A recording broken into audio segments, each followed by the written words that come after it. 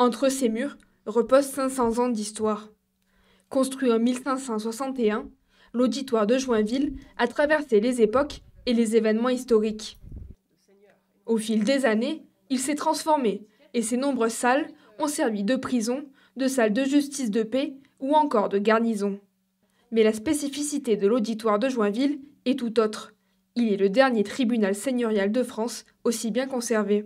Ici on est dans une des prisons de cet auditoire, c'est la prison des Pailleux. Donc on comprend pourquoi, hein. Il y a de la paille au sol, preuve en fait que c'était la prison dédiée aux personnages les plus modestes, voilà, aux personnes qui auraient commis des délits, je sais pas, voler une poule ou provoquer une bagarre dans une taverne par exemple.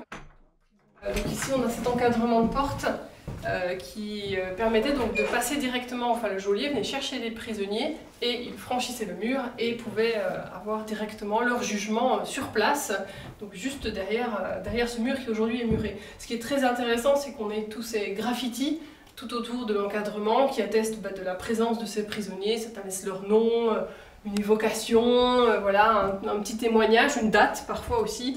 L'auditoire voit d'abord le jour au XVIe siècle, fruit du travail de la famille de Guise. Situé dans la banlieue est de Paris, Joinville est l'endroit stratégique parfait pour établir un tel bâtiment. Sa proximité avec la capitale et sa pleine expansion font de lui l'endroit parfait pour tenir des réunions politiques, sociales ou culturelles. Il se distingue aujourd'hui par son architecture sobre et sans décor sculpté. Devenu un bâtiment culturel depuis 1982, aujourd'hui, le lieu accueille des centaines de visiteurs par saison. L'auditoire abrite l'histoire de Joinville, mais aussi celle de France à travers des reconstitutions grandeur nature. L'occasion pour les plus curieux de rencontrer le roi Saint-Louis, assister au pont funèbre de Claude de Lorraine ou revivre la visite à Joinville de Louis XIII.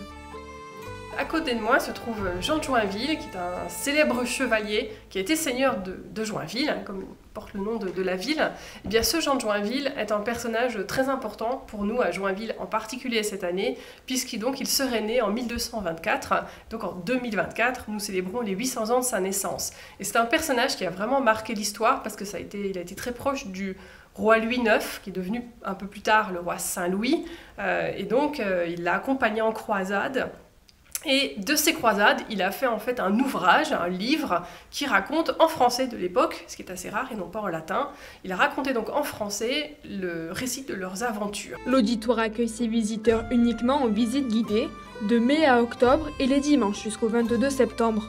L'occasion de redécouvrir le passé flamboyant de la ville, autrefois fief des familles royales.